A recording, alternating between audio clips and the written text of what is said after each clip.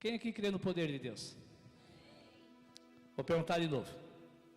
Quem aqui crê que Deus é o Todo-Poderoso? Criou os céus e a terra. Criou o homem do pó da terra. A Bíblia diz que Ele trouxe à existência, irmãos, aquilo que não existia.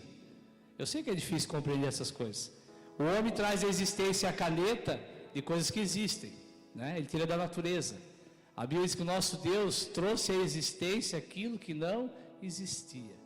O Senhor disse: haja, e houve, né? Aí sim, depois do barro, depois do pó, daquilo que já existia, Deus trouxe a existência ao homem e soprou o seu fôlego sobre o homem.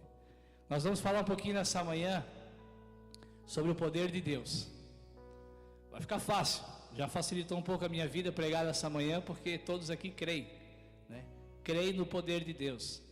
A Bíblia diz que a própria natureza, as coisas criadas, provam que Deus é Deus, né? Que Deus é o Todo-Poderoso. Mesmo os ateus, os filósofos, os cientistas, eles vivem num vazio de provar que Deus não existe. E até hoje eles não conseguiram. Tudo que os cientistas apresentam, como é que se chama? Qual é o nome que é dado para as coisas que eles apresentam? O quê? Teorias. Teorias. Vocês sabem o que é teorias, né? Coisas que eles chegam à conclusão por si mesmos. Agora nós temos fatos. A natureza é um fato concreto. A tua vida, o teu caminhar, o teu respirar é um fato, isso não é teoria. É um fato que tu fostes, que a natureza foi criada. Amém? São homens vazios, homens que relutam nas suas sabedorias, querendo provar que Deus não é o Todo-Poderoso, que o Todo-Poderoso é uma explosão, que o Todo-Poderoso é um acaso. Amém? Glórias a Deus por cada vida que aqui está, que não crê em teorias, mas crê em fatos, fatos concretos, fatos que nos foram apresentados. Sim, irmãos, o Senhor apresenta o seu poder, o Senhor se manifesta em poder. A Bíblia é repleta. Quem que lembra de Lázaro? Jesus foi chamado para impedir a morte, só que ele falou: eu não vou impedir a morte, deixa que morra, para que eu manifeste o poder de Deus. E nós vamos entender nessa manhã para que serve o poder de Deus. Será que tu tens compreendido para que serve o poder de Deus? Será que quem tem pregado por aí a mundo afora, quem tem pregado o poder de Deus, ele existe, mas será que tem sido pregado o propósito certo do poder de Deus? Eu creio que muitos nessa manhã, eu creio que a maioria será confrontado. A minha pergunta, o título dessa mensagem nessa manhã é: para que serve o poder de Deus? A Bíblia nos explica. A grande maioria tem ensinado, muitos preferem acreditar, muitos já acreditaram, que o poder de Deus serve para uma coisa. Para quê mesmo? Para mim o quê? Abençoar, não é? Eu achei que o poder de Deus servia para me abençoar. Nós vamos compreender. O poder de Deus serve, irmãos, eu anotei para não esquecer, e depois nós veremos esses itens na palavra. O poder de Deus serve para te educar. O poder de Deus serve para te moldar. O poder de Deus serve para te transformar. E o poder de Deus serve para te salvar. Amém? Se Ele vai te abençoar, nós veremos que é consequência. Se Ele te abençoar, é depois que tu tiver educado, moldado, transformado e salvo. Amém, irmãos? Se não tiver esses itens, irmãos, não é a bênção que virá. O propósito do poder de Deus, desde a fundação de todas as coisas, é nos educar, é nos moldar, é nos transformar, é nos salvar. Amém? Livro de Jó é antes de Salmos. Se tu achar os Salmos, tu acha Jó. Último capítulo do livro de Jó, um livro enorme, 42 capítulos. Sempre que eu ouvi essa mensagem, sempre que eu ouvi de algum pregador essa mensagem, eu ouvi que o poder de Deus na vida de Jó era para dar para ele tudo em dobro o que o diabo tinha tirado. Eu ouvia isso, não sei quem que tu ouvia. Talvez tu nunca ouviu falar de Jó. Mas quando eu ouvia a história de Jó, quanto Jó foi provado, quanto ele perdeu todos os seus bens, perdeu seus filhos, só sobrou a esposa para perturbar ele. Quando eu ouvi essa história era o seguinte: olha quanto Jó foi fiel. Fiel no quê? Alguém já leu a história de Jó, irmãos? Quem que já leu a história de Jó? Ele passa mais de 30 capítulos se justificando. Ele não amaldiçoou Deus, mas ele ficou contestando Deus. Eu não fiz nada, eu não fiz nada. Deus é soberano, mas eu não fiz nada. Eu sou inocente. Eu sou inocente. O poder de Deus foi retirado da minha vida, eu não sei porquê. Eu não sei por que Deus parou de me abençoar, porque eu não fiz nada.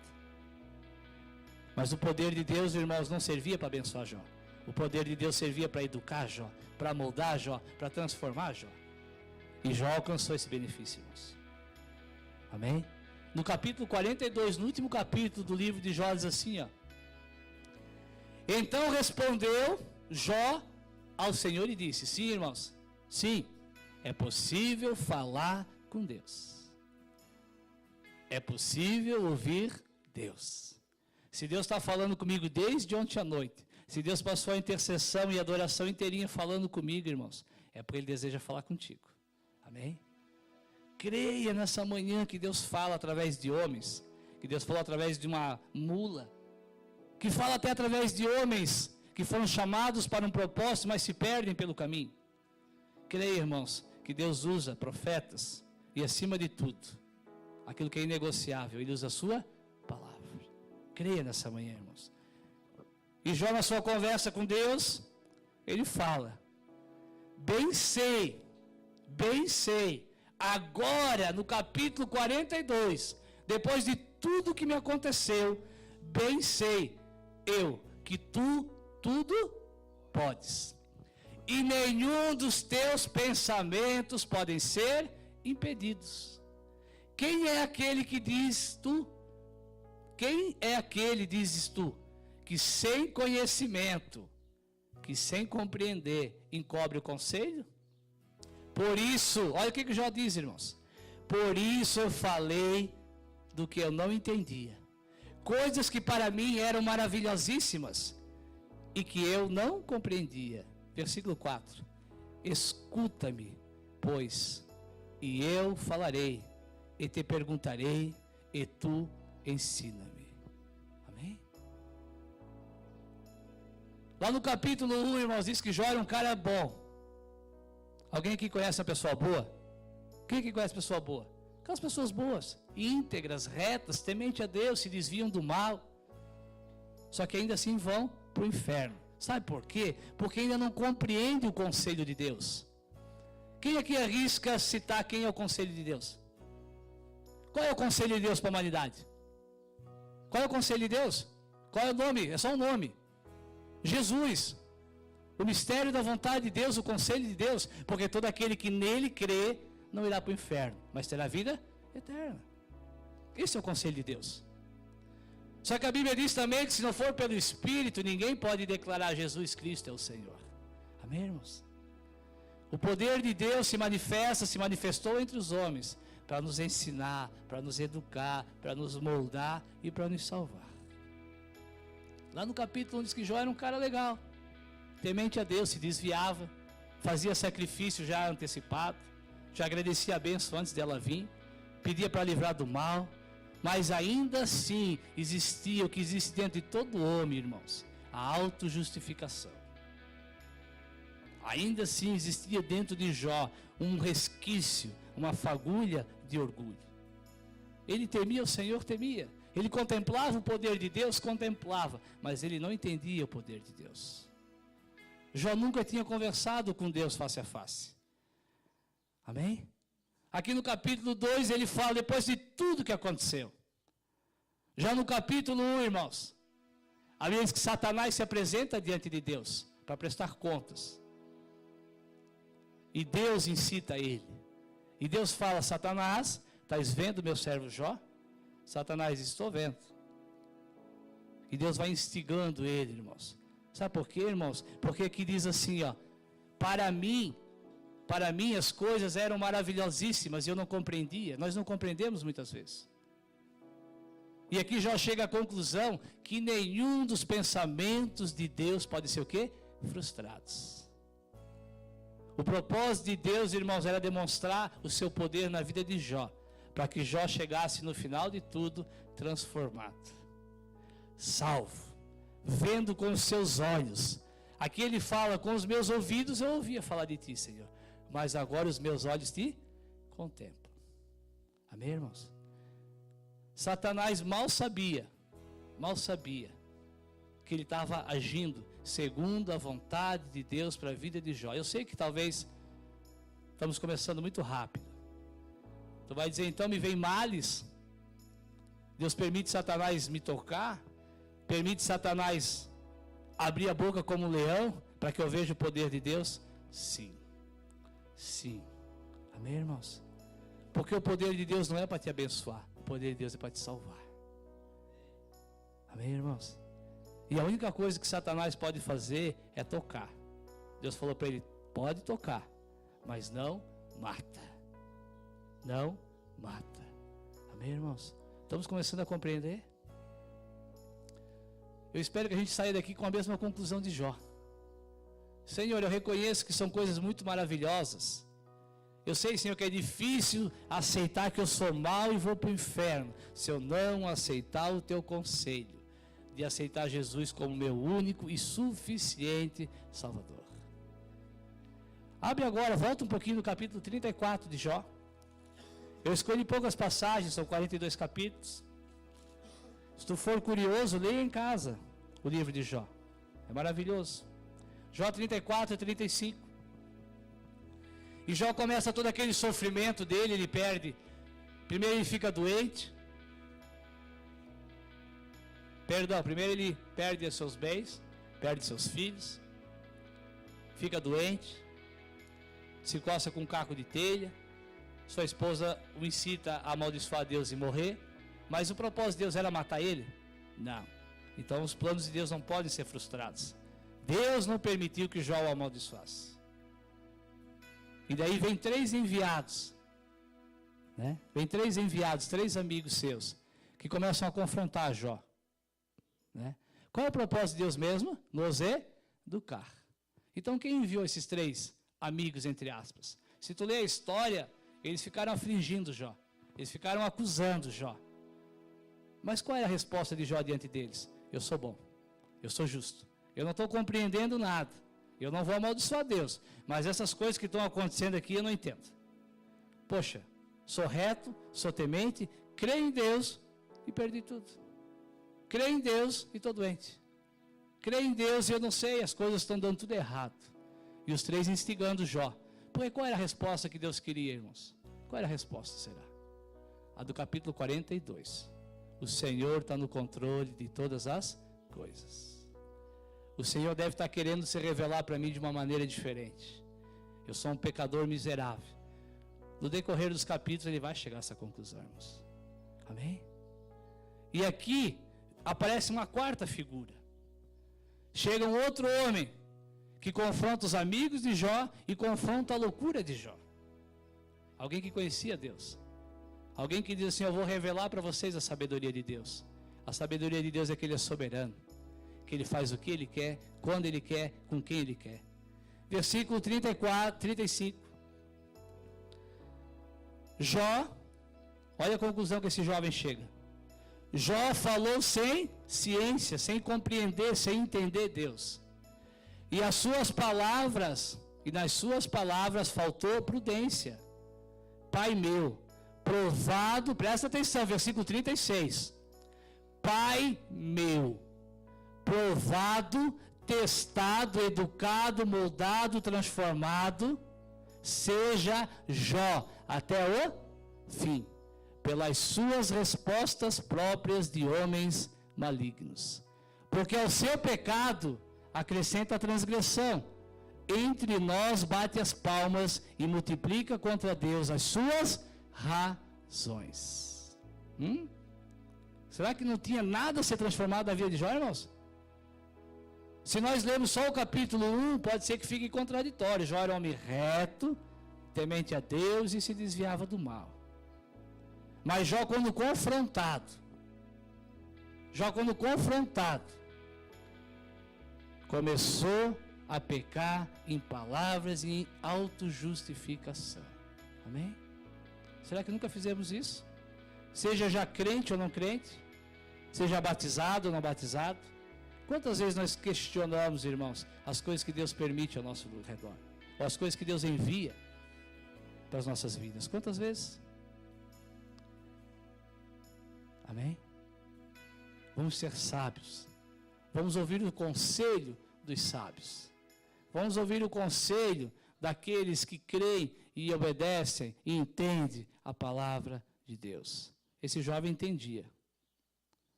E alguém deve estar, faz a pergunta aí para ti mesmo. Ele está querendo dizer que ele entende? Sim, eu quero dizer que eu entendo. Sim, eu quero dizer que eu entendo os conselhos de Deus. Esse jovem aqui, quando ele se apresenta, ele fala, eu fiquei esperando até agora. Vocês três eram mais velhos e eu fiquei aqui quietinho. Mas agora eu vou falar o que Deus me mostrou.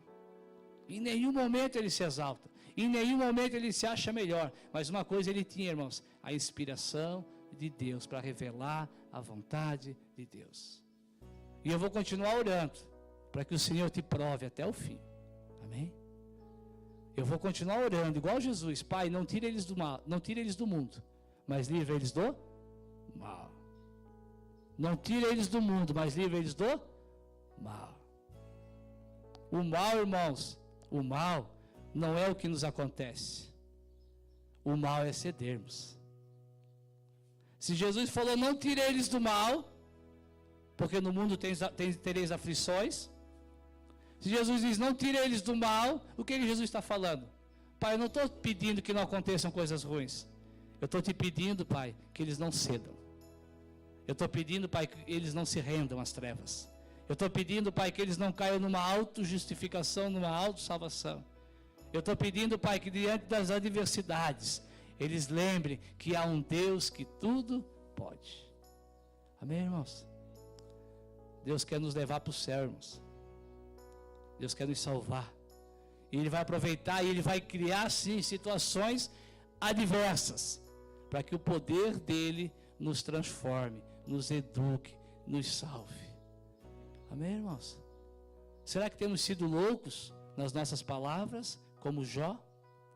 Será que temos batido no peito e dito, meu Deus, eu nem fiz nada? Tu também não fez nada para se salvar. Alguém que fez alguma coisa para se salvar? A Bíblia diz que não. Abre agora no capítulo 38 de Jó. Capítulo 38 de Jó. Versículo 1. Agora, irmãos, começa a ficar bem interessante. Agora Jó começa a calar a sua boca. Agora Jó vai começar a bater no peito e dizer, sou pecador. Sou pecador.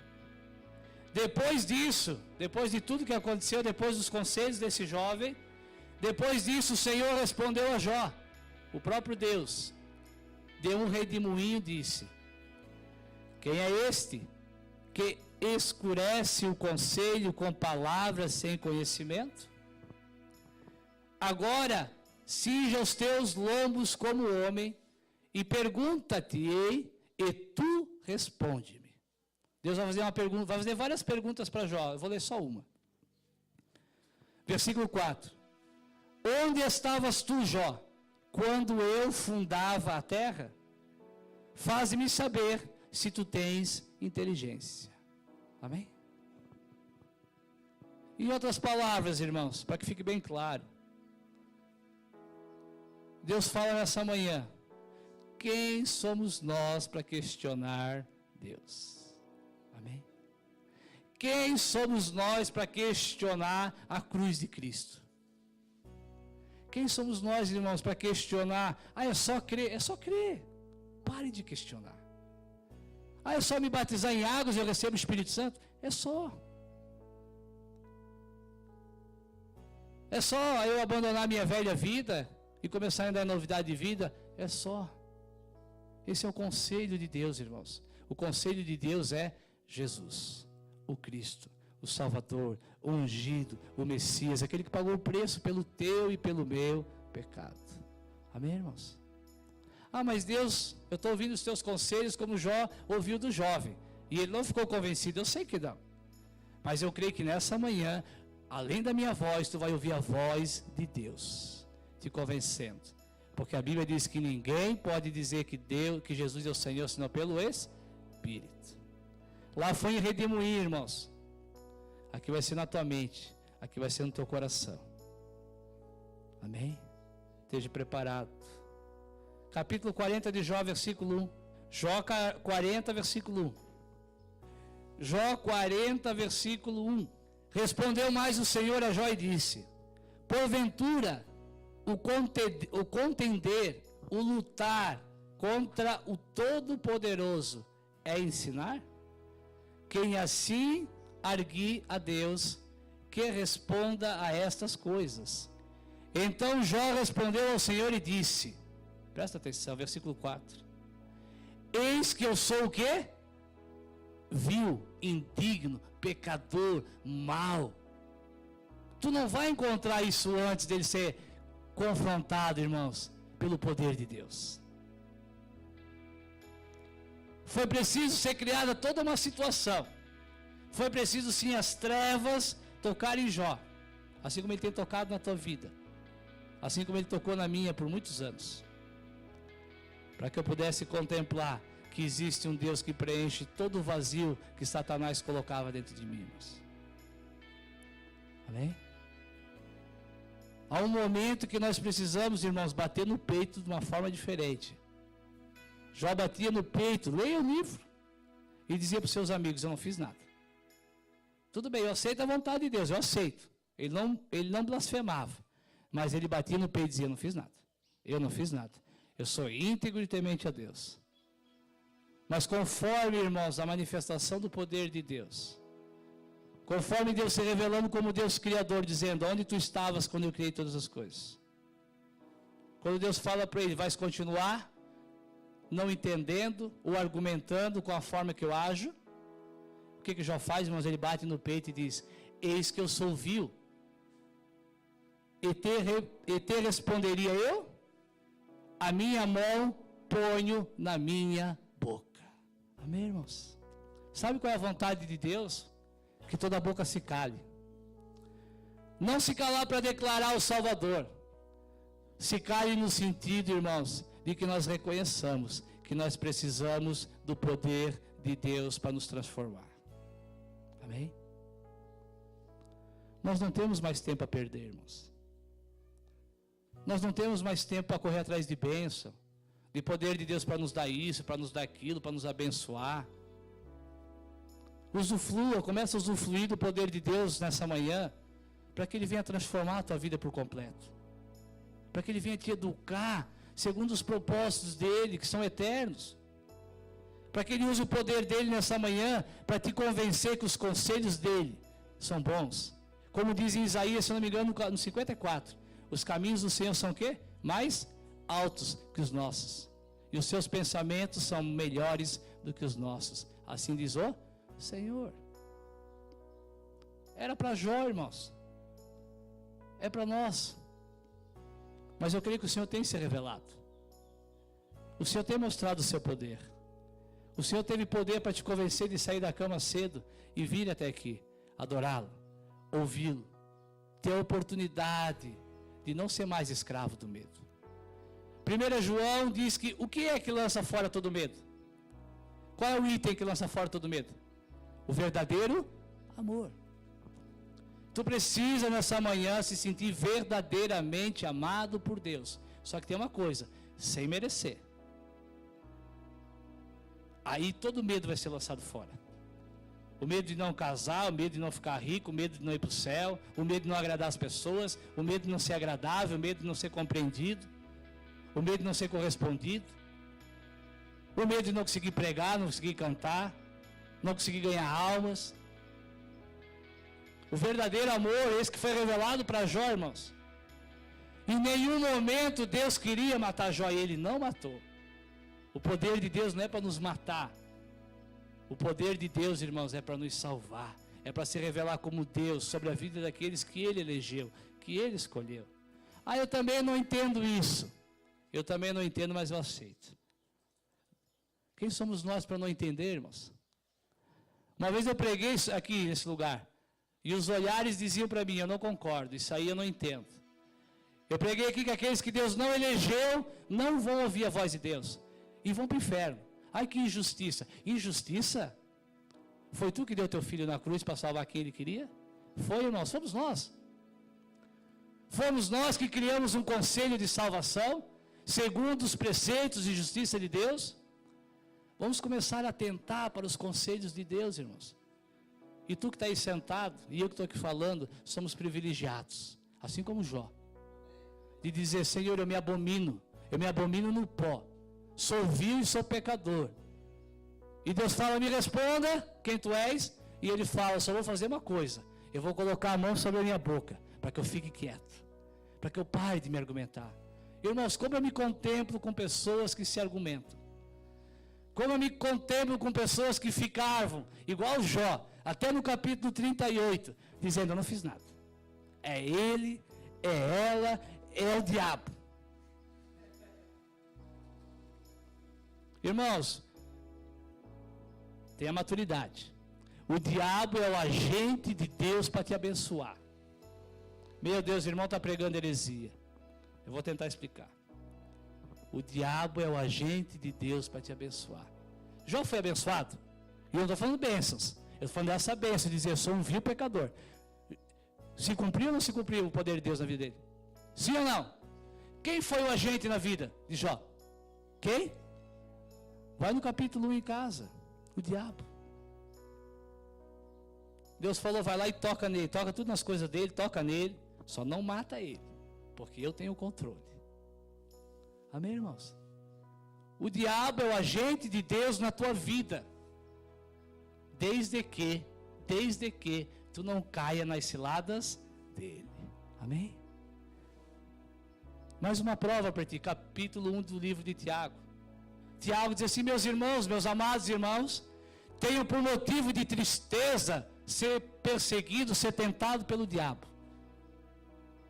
É isso que Tiago fala? Ainda bem, vocês me corrigiram. Tiago diz assim, ó, tendes por motivo de alegria, quando vocês forem tentados pelo diabo. Mas resistir firmes, não caiam. Amém? Porque depois de sendo tentados e aprovados, vocês serão transformados e salvos. Amém, irmãos? Eu sei que é um conselho meio doido, é uma sabedoria meio doida. Poxa, mas o diabo, ele é o mal. E Deus usa ele para me abençoar. Deus usa ele para te abençoar. Sem diabo não haveria queda do Éden, irmãos. Sem queda no Éden não haveria um Salvador.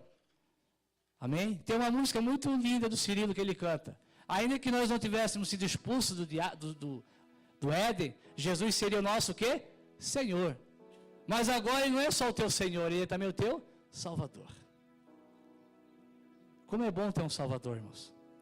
Eu creio que a opção de ter um Senhor e um Salvador vai nos tornar ainda mais alegres no reino eterno. Ainda mais alegres. Quando nós contemplarmos tudo que foi perdido pela desobediência do homem, e o Senhor nos devolveu tudo em seu Filho, nós vamos dizer, que conselho maravilhoso, que sabedoria tremenda tem o nosso Deus. Sabe o que os anjos veem que os fazem cantar santo, santo, santo? Isto. Os anjos viram, irmãos. Os anjos viram a queda de Lúcifer. Os anjos viram a queda de Adão e Eva. Os anjos viram Satanás afligindo Jó. E viram o poder de Deus convencendo Jó de que ele era pecador. Os anjos viram Judas traindo Jesus. Viram Jesus sendo crucificado. E os anjos viram Cristo sendo ressuscitado, irmãos. E se assentado à destra do Pai. Sabe o que os anjos estão vendo nesse momento? Jesus à destra do Pai intercedendo por cada um que está aqui, irmãos. É isso que faz eles cantar santo, santo, santo. Não é porque Deus é um cara muito bonito, uma pessoa muito linda, ainda que ele seja. Não é porque ele é glória em elementos, irmãos. Não é isso. O que fazem os anjos cantar santo, santo, santo, é o conselho de Deus desde que nada existia. O dia que tu começar a compreender o conselho de Deus, o poder de Deus, tu vai sair declarando: santo, santo, santo é o Senhor. Amém, irmãos? Peça para ver o que os anjos veem. Peça para compreender a vontade de Deus. Jó 40, perdão, já li. Gênesis, não, vou pular essa, vou ser bonzinho. Abre a tua Bíblia em Êxodo 16. Êxodo 16, segundo livro da Bíblia. Êxodo 16. Esse livro nos conta a história do surgimento da nação de Israel. A promessa tinha sido feita a Abraão, passou para seu filho Isaac, passou para seu neto Jacó, passou para os seus bisnetos José e tantos outros, as 12 tribos: Efraim, Judá, Manassés, Rúben e tantos outros, 12. Romanos capítulo 11 diz que os dons de Deus, a eleição de Deus é sem o quê? Sem o quê? Já leu essa parte, irmã? A Paula está lendo Romanos, já chegou? Os dons de Deus, presentes que Deus dá, e a eleição, aquilo que Deus diz que vai fazer, são sem o quê? Sem arrependimento, é irrevogável. Deus não volta atrás. E eu acredito que o povo judaico, o povo judeu, os descendentes de Israel, de Jacó, depois de 430 anos no Egito, sendo escravos, com certeza muitos deles tinham dito: Deus revogou a sua promessa. Deus voltou atrás de fazer de nós uma grande nação, todos descendentes de um só homem, Abraão. E lá em Gênesis 18, que nós íamos abrir, não vamos, a vez que um anjo apareceu para Sara. E Sara já era velha. Sara já não ciclava mais. Sara já não ovulava. E Abraão provavelmente já era um homem sossegado, para não usar outra palavra, né? Já estava tranquilo. E o anjo vem e diz: olha, Sara vai dar à luz a um filho, porque os planos de Deus não podem ser o quê? Frustrados. Deus queria abençoar eles com filho, irmãos? Queria? Não. Deus queria mostrar o poder deles para transformar eles. Abraão e Sara precisavam ser transformados ou não? Sim ou não? Sim. Abraão era um covarde. Abraão era um covarde, irmãos. Abraão por 2 vezes mentiu que Sara era sua esposa, porque ele tinha medo de morrer. Ele preferia ser corno do que morrer. Eu prefiro morrer do que ser corno. É para rir. Eu jamais vou mentir que é minha esposa. Se alguém disser: meu Deus, que mulher linda, eu vou dizer: é minha, tira os olhos. Vai encarar? Vai ter que me matar para possuir. Vai ter que me matar. Estão entendendo? Abraão era covarde, mas a promessa era sobre ele. A promessa é sobre os imperfeitos. A promessa é sobre aqueles que Deus vai carregar a glória exclusiva. É sobre eles. Eu sei que tu não entende. Eu sei que às vezes tu acha que Deus tem que achar os prontinhos, os melhorzinhos, os bonzinhos. Para quê? Para que a glória fosse dividida? Para que a glória de Deus fosse dividida com a tua? Não, jamais. Deus usa os covardes. Deus usa os impotentes. Deus usa as estéreas. Para que o poder dele transforme, eduque e salve. Não é porque ele quer abençoar, não, irmãos. Mas ele vai abençoar, fica tranquilo. Sabe o que é a bênção de Deus na tua vida? Consequência. Consequência. É um respingo. A bênção de Deus, ela respinga na tua vida. Mas não é o propósito. Eu tenho certeza que não é o propósito. A vez que Sara riu. O anjo de Deus. E naquela época, irmãos, era muito comum os anjos aparecerem e trazerem mensagem de Deus. Ela sabia que era.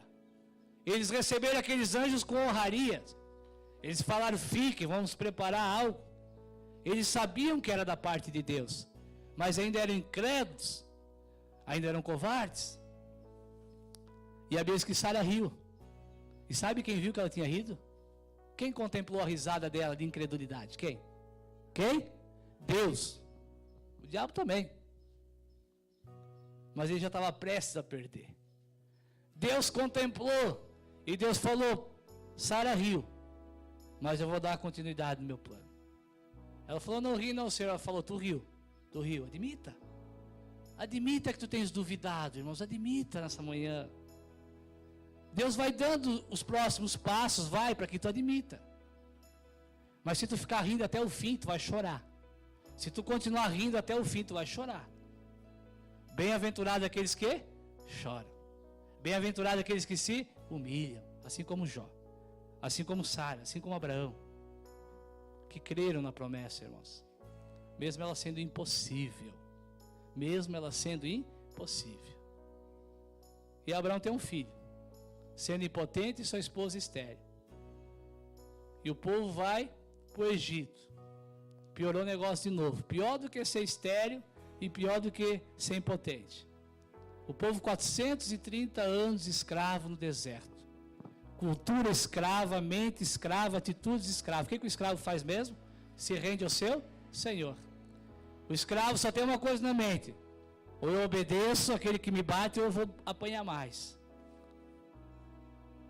E o nosso Senhor, irmãos, vem mudar a nossa maneira de pensar.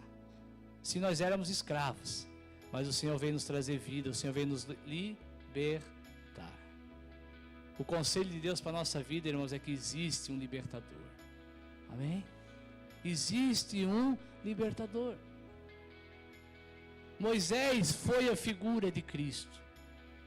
O Antigo Testamento, diz Paulo, não é exatamente o que vemos, mas é exatamente o que Deus queria mostrar, as coisas futuras.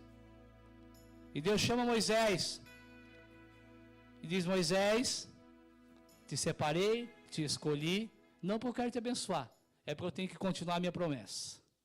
Amém, irmãos? Deus fala a Moisés: vai, confronta Faraó, porque os meus conselhos não podem parar. Eu prometi para Abraão que dele sairia uma grande nação. E por enquanto não se cumpriu, mas vai se cumprir. Chegou o dia. Chegou o momento que vai se cumprir. E nós vemos claramente Moisés, a figura do libertador. E acontece tudo que tu sabe, as 10 pragas. O agir é de quem? De Deus. Nós só precisamos dizer: eis-me aqui. Eis-me aqui. Moisés tentou confrontar Deus ou não tentou? Dizendo que ele faltava palavras, não era capacitado. E Deus foi dando tudo a capacitação que ele precisava.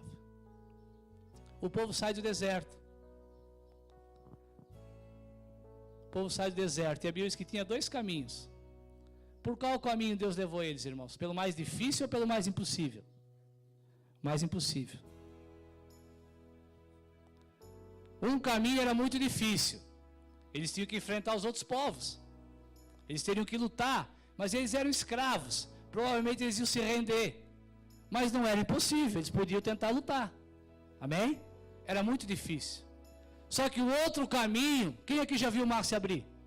Eu nunca vi, fisicamente. Mas lá se abriu, porque era a necessidade deles. O outro caminho não era difícil. O outro caminho era impossível. Para quem que era impossível? Para quem, irmãos? Para aquele povo, mas não para Deus. Deus usa, irmãos, as coisas difíceis, as coisas incompreensíveis. Quando o povo chega de frente para o mar, eles nem lembravam que na outra direção tinha inimigos, muito mais preparados que eles, guerreiros. Eles esqueceram. Esqueceram até que eram escravos e quebravam pedra, de graça. Eles só olharam a dificuldade. Por que Deus nos trouxe para morrer na frente desse mar? Sabe por que Deus nos coloca diante do mar, irmãos? Para demonstrar o seu poder. Para demonstrar o seu poder, irmãos, para que tu não morra. Para que tu não morra escravo. Escravo das trevas, escravo do pecado. Da onde tu tira essas conclusões que eu sou escravo do pecado? Da Bíblia. Escravo do pecado, tu até canta, escravo do medo. O verdadeiro amor, a graça, lança fora o medo. Quem é que nos coloca medo? Quem é que nos oprime? Quem é que nos condena? Quem? As trevas. Sim, o elemento de Deus para te abençoar, para abrir os teus olhos, para nos convencer.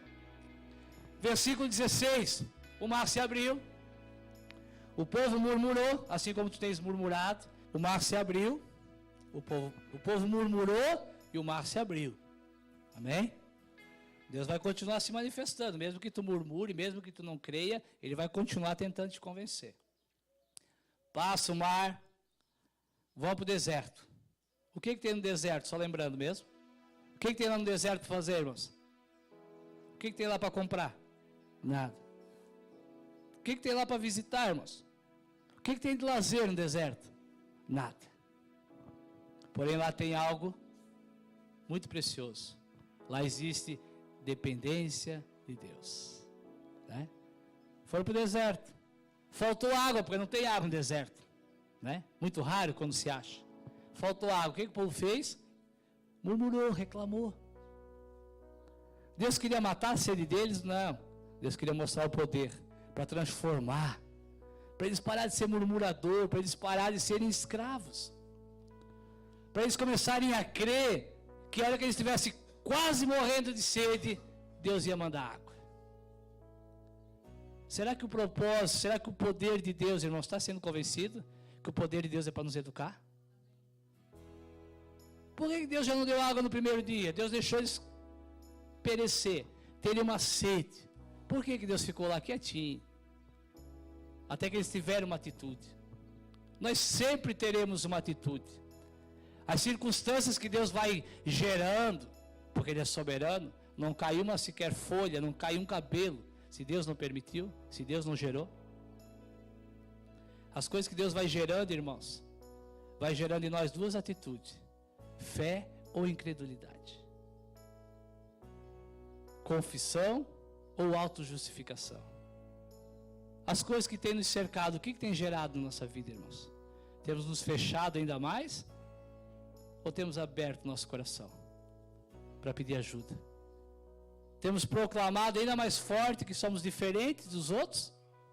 Ou temos batido no peito e dito igual Jó: vou calar minha boca, eu sou pecador, me ajuda? Fala, Senhor, tu fala e eu te ouço. Tu dá os conselhos e eu obedeço, Senhor. Amém, irmãos? Deus quer educar. Acabou a água, Deus traz a água, o povo para de murmurar. Só que daí, acabou a comida e o povo volta a murmurar. Versículo 1 do capítulo 16 de Êxodo. Fica tranquilo que não é 11 horas. E partindo de Eli, e partindo daquela localidade, toda a congregação dos filhos de Israel, que segundo a Bíblia era quase 2 milhões de pessoas, é aproximado. Naquela época só se contava os homens, 600 mil homens, fora crianças e mulheres. Mais de 2 milhões de pessoas. Veio ao deserto de Sim, que está entre Eli e o Sinai, aos 15 dias do segundo mês, depois que saíram da terra do Egito. 45 dias já caminhando. E toda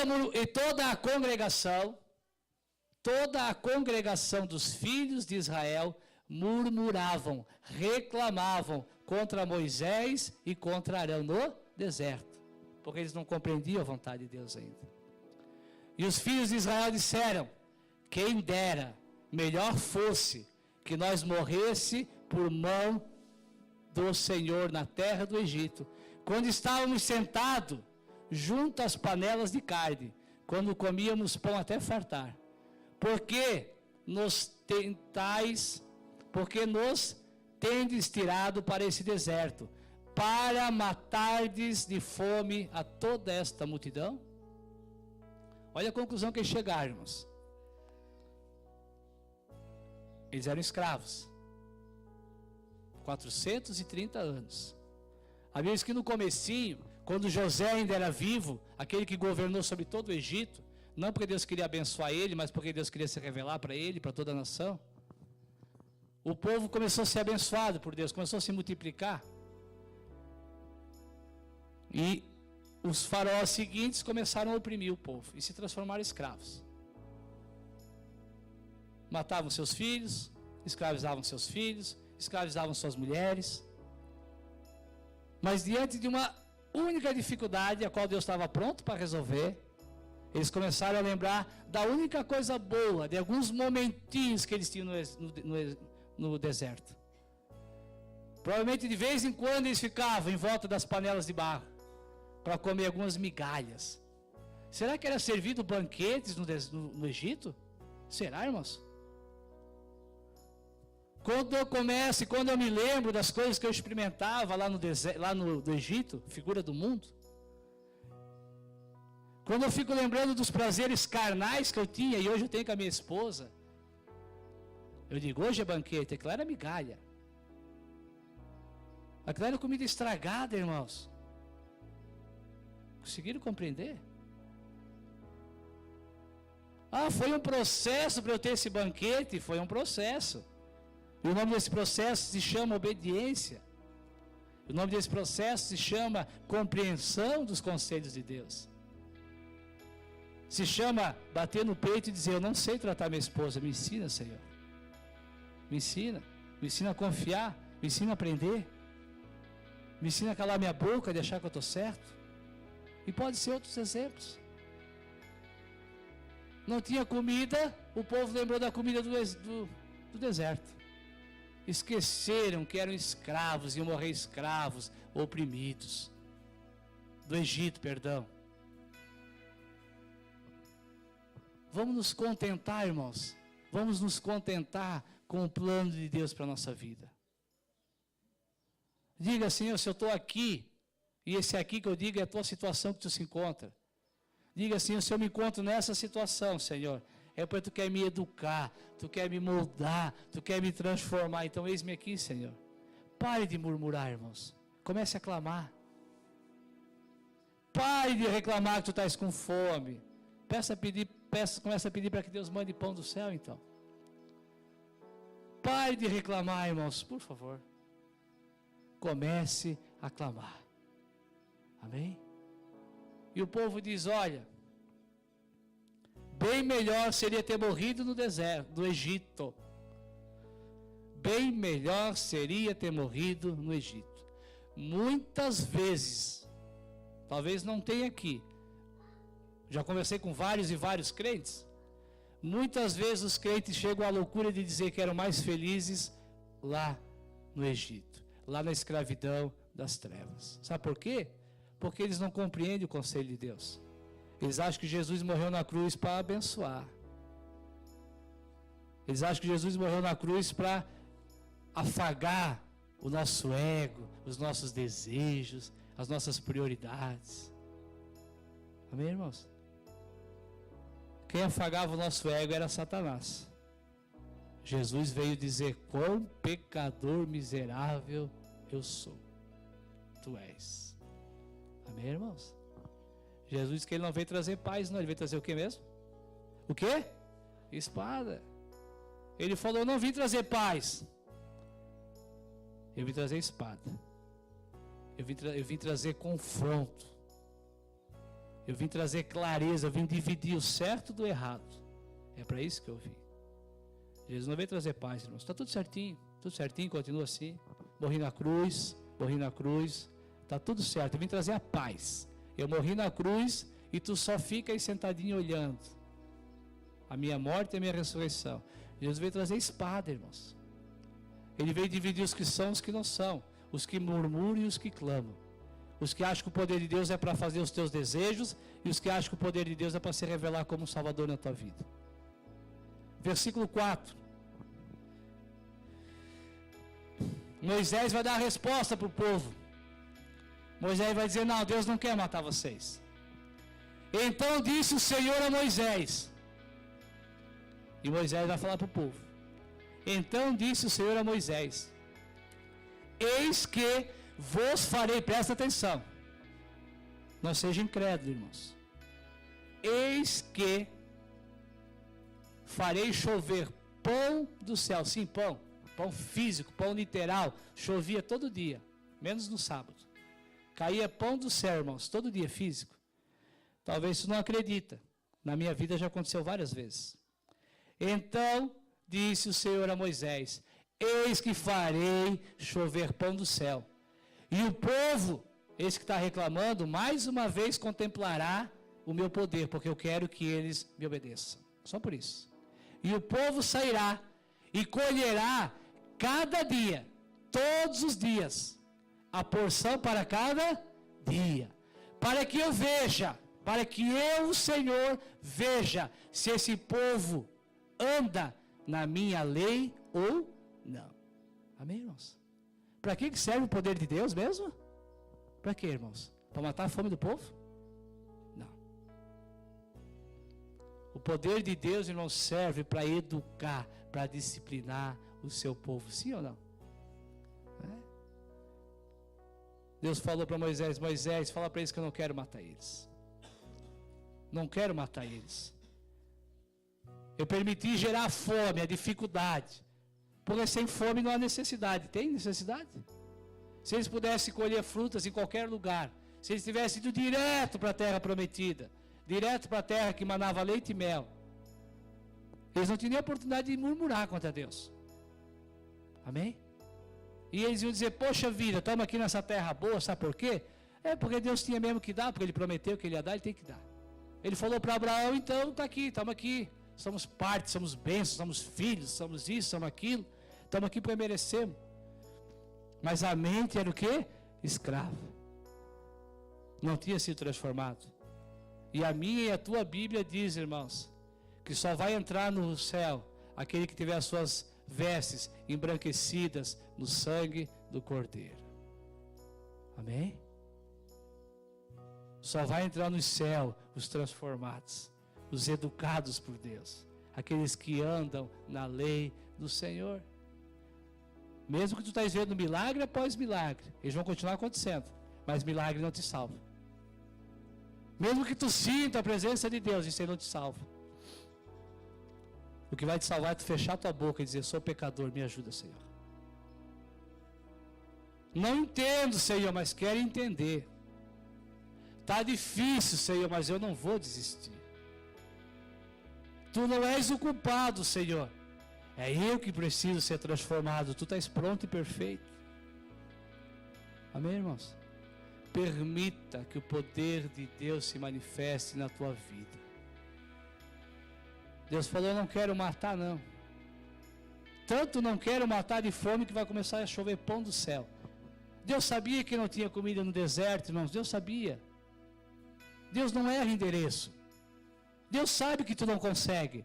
Deus sabe que tu és incapaz. Deus sabe que tu és fraco. Ele só está esperando tu parar de murmurar e dizer: Senhor, me calei. Vai fazendo a obra. Vai derramando pão do céu.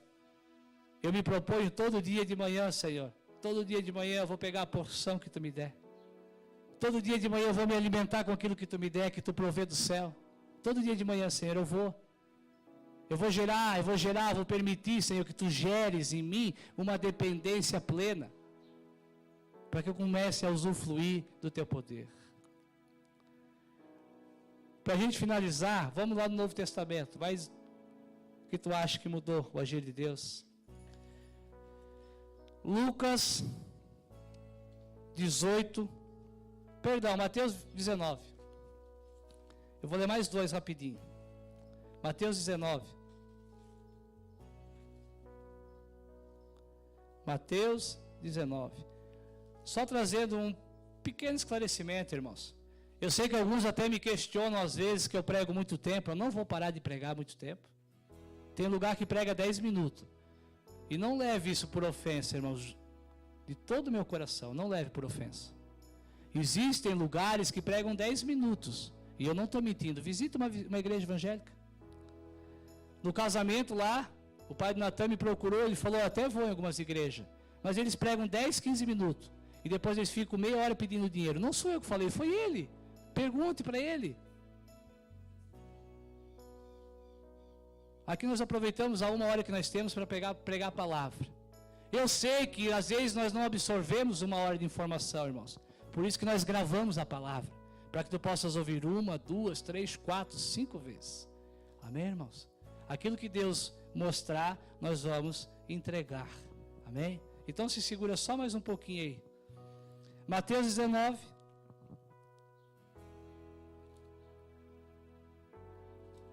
Perdão, abre em Lucas 5.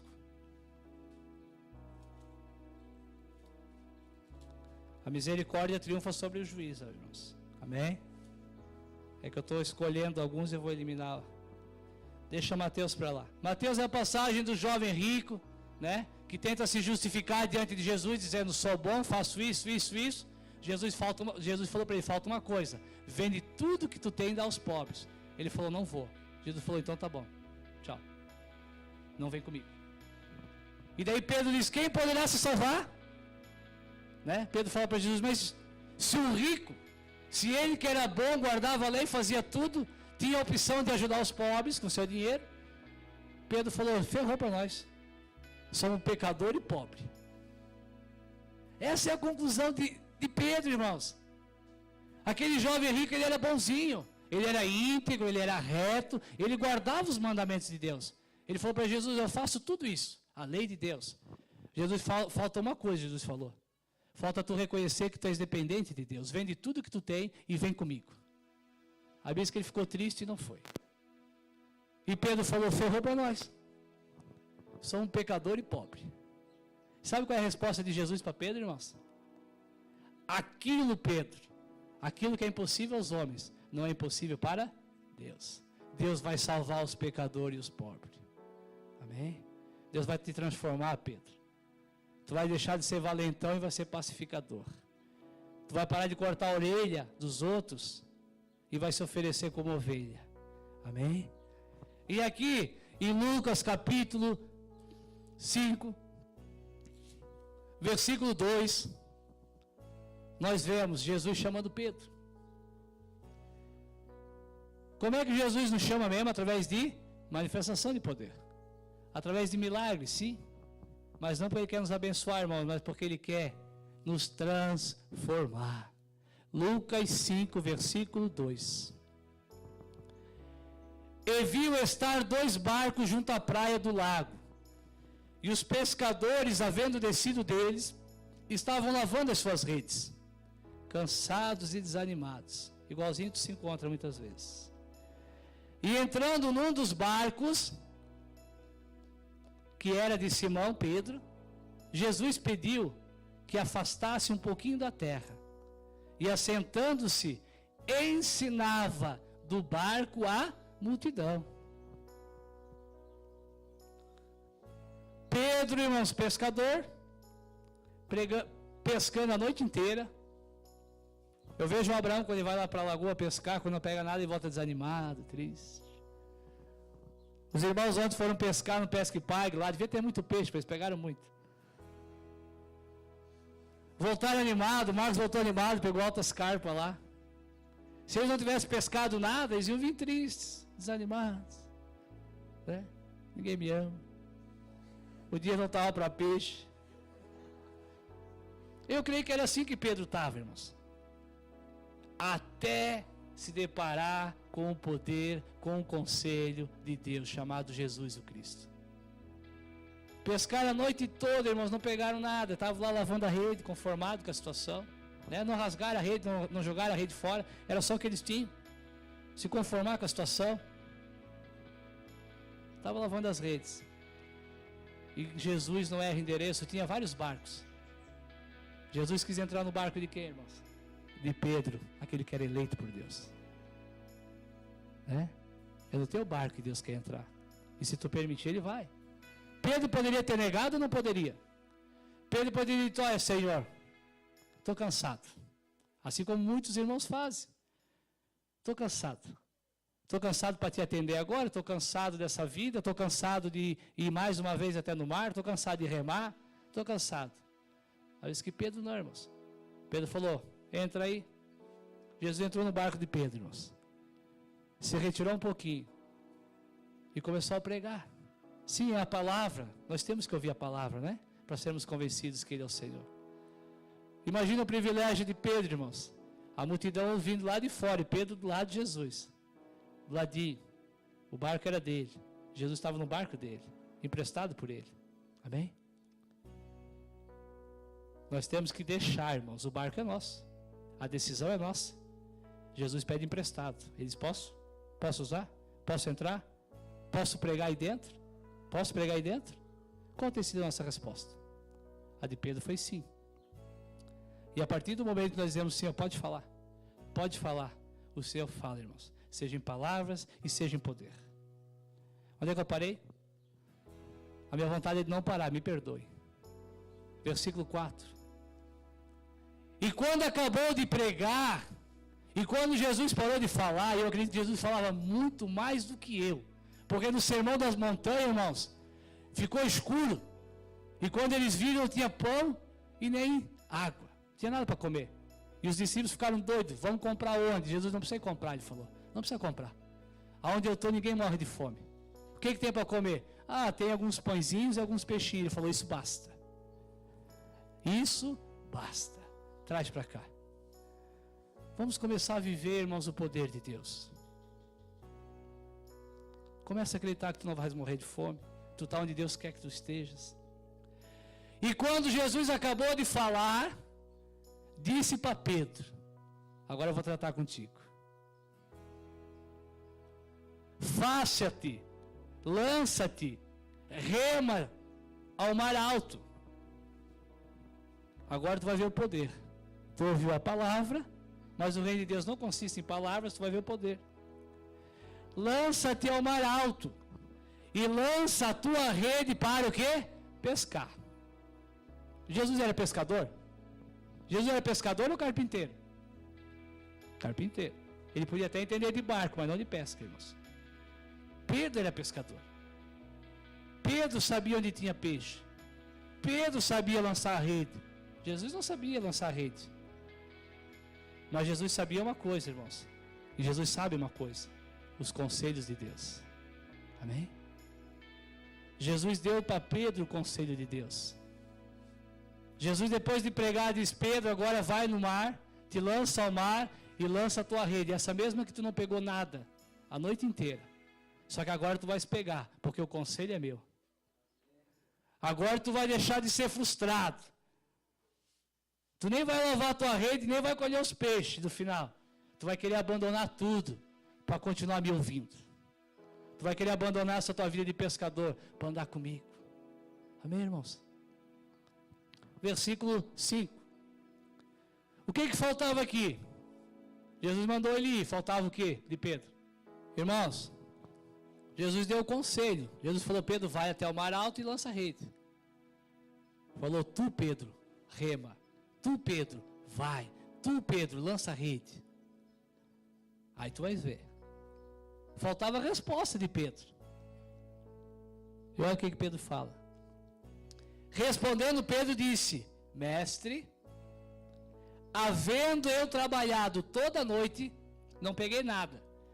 Mas, não peguei nada. Vírgula. Mas, vírgula. Porque tu manda, lançarei a rede. Amém, irmãos? Pedro falou, eu não peguei nada, estou frustrado, estou triste. Vou chegar em casa de mão vazia para minha mulher, para meus filhos, para minha sogra. Vão dizer que eu sou um mau pescador, que eu não sirvo para nada mesmo. Mas Jesus, vou me arriscar a me frustrar mais uma vez.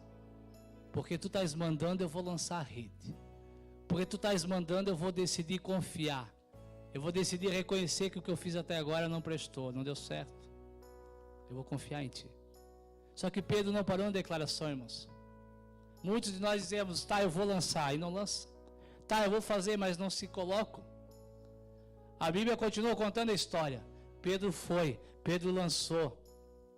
A vez que as redes se romperam, irmãos, e tanto peixe. Voltaram para a praia no versículo 11. Levando os barcos para a terra, deixaram tudo. O barco, a rede, os peixes, a antiga vida. E seguiram Jesus. Amém, irmãos? O poder de Deus não é para te abençoar. O poder de Deus é para que tu tome uma decisão na tua vida de seguir Jesus. Amém? Amém? Que o teu amém seja em atitudes. Conforme prometido, Lucas agora 18. Lucas 18, 35.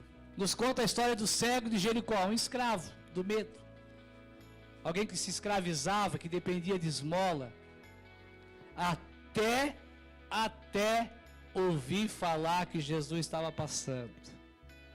E aconteceu que, chegando Jesus perto de Jericó, estava um cego assentado na beira do caminho, mendigando. Amém, irmãos? Sem Jesus, o máximo que tu consegue é migalha, é esmola. Ouvindo passar a multidão, o cego perguntou. Ele não via, mas ouvia. O cego perguntou: que barulho é este? E disseram para ele, presta atenção, irmãos.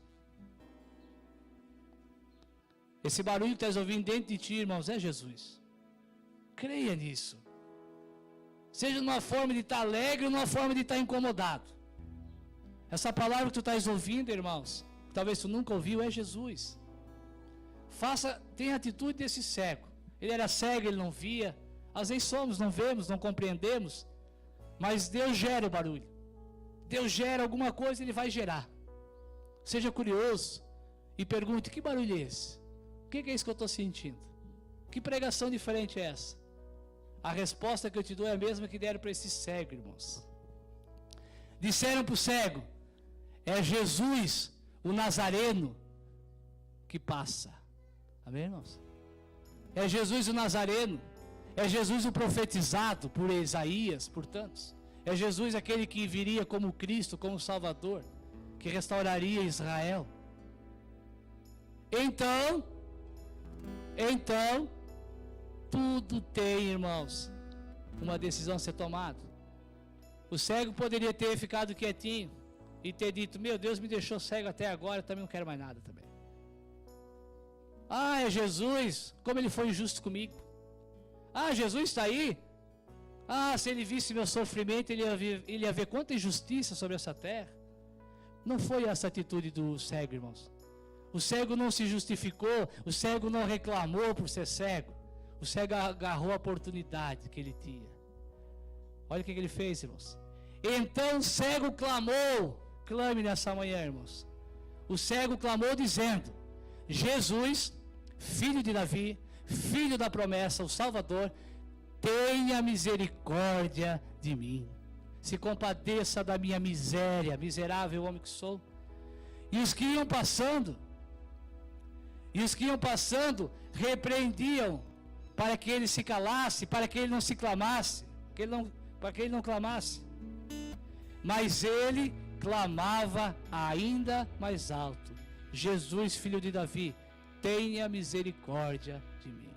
Irmãos, a tua luta não é contra a carne nem contra sangue, é contra principados e potestades, são contra as trevas. Não vai ser o irmão que vai bater no teu ombro. Não clame por misericórdia. É Satanás no teu coração, é Satanás na tua mente. Porque ele sabe que quando nós clamamos, irmãos, Jesus manda nos chamar e pergunta: o que tu queres que eu te faça? Amém? Então Jesus, parando, mandou que trouxesse ele. E chegando ele perguntou, dizendo: o que tu queres que eu te faça? E ele disse: Senhor, eu quero ver, quero enxergar.